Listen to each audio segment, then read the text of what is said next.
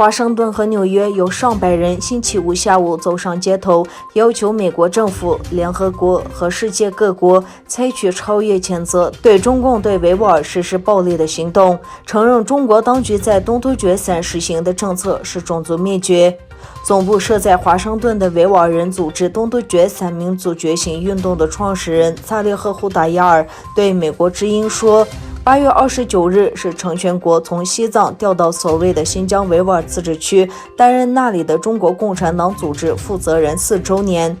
他主持策划了集中营和监狱建设，以及强迫维吾尔人劳动和使用高科技手段全面监控，使那里成为一个我们所知的警察国家。另一方面，英国的藏人和维吾尔人在联合国伦敦办事处举行黑日，纪念成全国在西藏和东突厥3危害人类罪行9周年。该示威活动是由英国藏族社区、世界维吾尔代表大会以及西藏和少数族裔受害者联盟组织。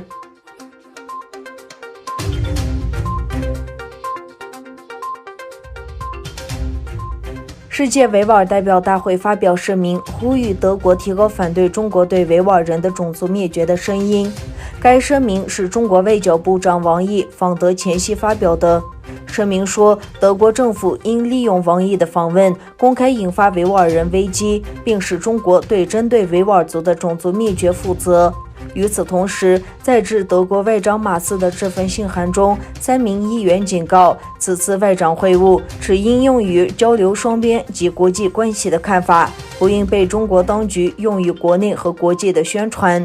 信函还呼吁德国联邦政府利用此次会晤的契机，明确无误地要求关闭残暴关押维吾尔人的营地。3名议员还提到了香港议题，指出北京的行为已经粗暴地破坏了国际法准则，因此现在必须采用不再是总体克制的语气。当前中国领导人在内政和外交方面变得更有攻击性，因此丧失了成为值得信赖之伙伴的资格。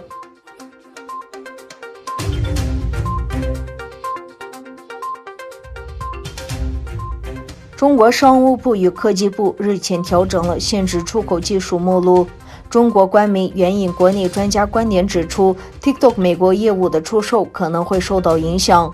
中国商务部与科技部联合发布公告，对中国禁止出口限制出口技术目录作出调整。这份目录最初定制于2008年。今年8月，特朗普发布了一项行政命令，要求 TikTok 母公司字节跳动在90天内将 TikTok 在美国业务出售。微软已就收购交易进行了洽谈，几家投资公司也参与了谈判。在接受中国官方媒体新华社采访时，长期跟踪研究技术贸易法规的中国外交经济贸易大学教授崔凡表示，这2项技术出口受限可能会影响到眼下正在酝酿的 TikTok 美国业务出售交易。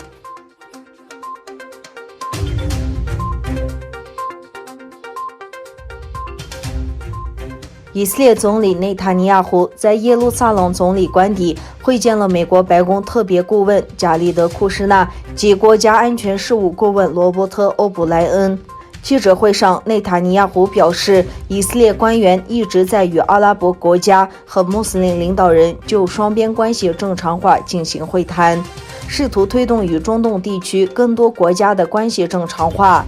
继8月13日与阿联酋签订和平协议，宣布将实现关系全面正常化之后，以色列政府试图以此为突破口，将正常化协定扩大到其他国家。当地时间30日下午，内塔尼亚胡在耶路撒冷总理官邸的记者会上表示，他目前已经与一些国家进行了秘密会晤，但内塔尼亚胡表示将不公开秘密会晤的国家名单。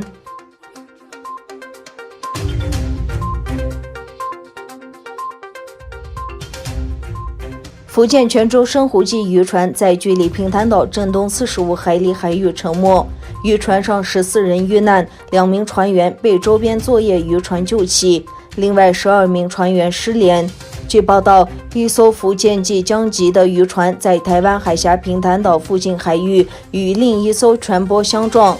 渔船沉没，船上14人，有2人获救，12人失踪，搜救工作正在进行中。另一方面，陕西聚贤饭店坍塌救援工作已经结束，现场救出57名被埋人员，其中29人遇难。